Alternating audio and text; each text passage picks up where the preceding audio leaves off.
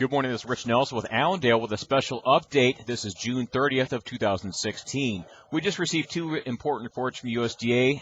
The first one, of course, this will be the planted acreage report with the update acreage, and we look at that compare with the March numbers. The second report is called grain stocks.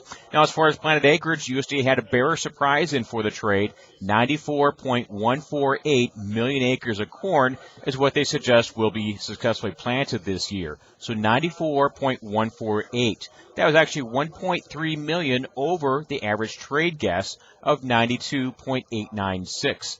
So, in other words, much larger corn acres. Also, more important for us is we actually saw a net increase in corn acres from the March report. This is something that Allendale warned about in that Tuesday night webinar here that we held this week.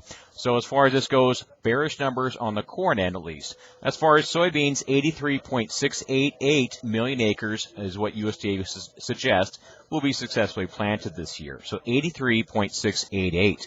That actually is very almost right next to the average trade guess of 83.834. So really no big surprise on the soybean numbers. So we saw a net increase in corn and a net increase in soybeans, which, like you said at the in the webinar on Tuesday, is not quite that unusual to see in this type of year.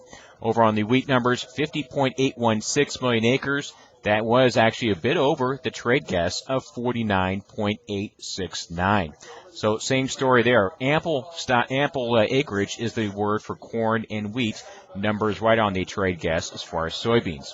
As far as the grain stocks report, this one shows us the amount of old crop that's left over as of June 1. There are no new crop numbers discussed here.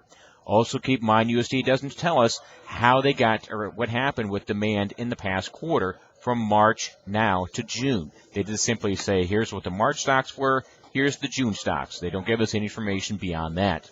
As far as these numbers, 4.722 billion bushels of corn were found. That was over the trade guess of 4.528. In fact, it was 194 million bushels over the trade guess. You will likely see USDA make some revisions, some bearish revisions to its numbers, to its old crop numbers, I should say, on the coming July supply-demand report. As far as soybeans, 870 million bushels were found. That was over the trade guess of 829 by about 41 million bushels. So that was slightly bearish there. As far as wheat numbers, 981 million bushels were found. That actually was right next to the trade guess of 982.